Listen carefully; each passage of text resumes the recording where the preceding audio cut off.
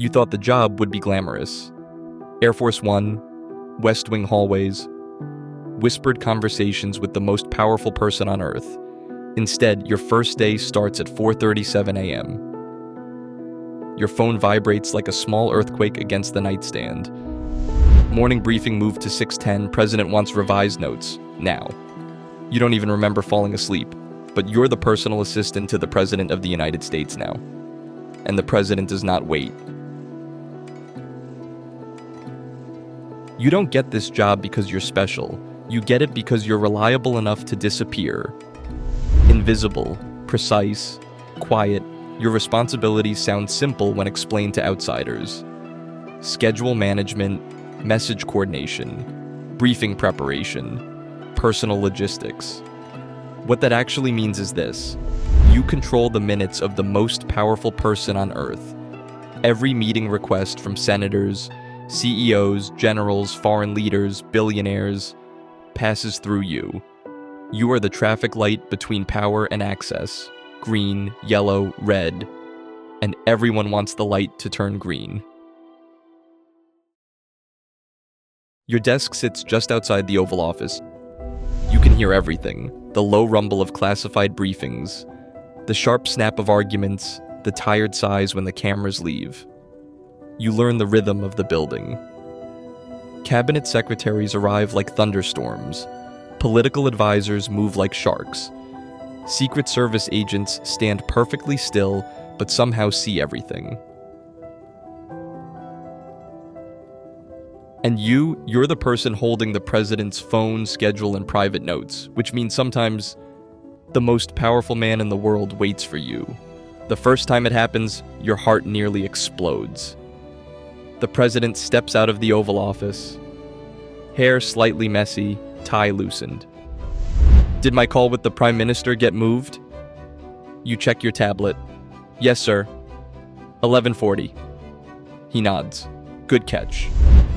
And for the rest of the day, it feels like electricity is running through your veins. You just helped the president run the world. The privileges creep in quietly. You walk through doors no one else can open. You ride on Air Force One, not in first class, but close enough to hear the engines scream over the Atlantic. You stand in rooms where wars are discussed like business deals. You see the Oval Office at midnight, empty except for the desk lamp glowing over stacks of decisions. Your badge opens everything. West Wing, secure conference rooms, back hallways tourists will never see. You have lunch 10 feet from world leaders. You carry folders stamped top secret. And for a moment, it feels like you're standing at the center of the planet. But the job begins to eat you, slowly. First, it's the hours. There is no end of the day. The president wakes up early. Foreign leaders call late. Crises don't respect sleep. Your phone becomes an electronic leash. It buzzes during showers, during dinner, during the rare hour you try to see your family. Eventually, your friends stop inviting you to things. You always cancel anyway. Then you realize something else. Everyone around you is terrified of making mistakes. A typo in a briefing can derail a meeting. A delayed call can offend a foreign leader. A scheduling conflict can create a political scandal. One small error, and headlines start writing themselves.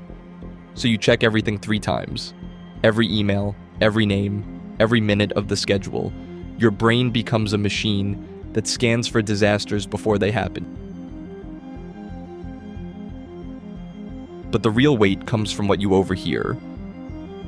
You weren't supposed to understand how fragile everything is. You hear about troop movements, economic panic, cyber attacks no one can talk about. You see the president stare at intelligence reports that could change history. And sometimes he walks out afterward, looks tired, human, and asks you something simple. Did my daughter call earlier? You nod. Yes, sir. For a moment, the office feels small. Just a man trying to run a country without breaking it, and you're the person holding the door. The power around you begins to warp people. Lobbyists try to befriend you, staffers ask for favors, old acquaintances suddenly remember your name. Because if you can shift a meeting by 10 minutes, you can change whose voice the president hears first. So, you learn to say no, constantly, but the pressure never stops. Everyone wants access, everyone wants influence, and you are standing right in the doorway. The breaking point comes quietly. Not during a crisis, not during a war briefing. It happens at 2:12 a.m. You're alone in the West Wing. The president is asleep upstairs. Your screen glows with tomorrow's schedule: 37 meetings, 5 calls with foreign leaders, 2 emergency briefings, 3 political strategy sessions. So you scroll, move blocks, adjust timing, rebuild the day like a mechanic repairing an engine that can never shut off. And suddenly you realize something. Your entire life now exists inside someone else's calendar. You don't control your mornings, your nights, your weekends, your thoughts. You basically exist to make sure another human being can keep moving.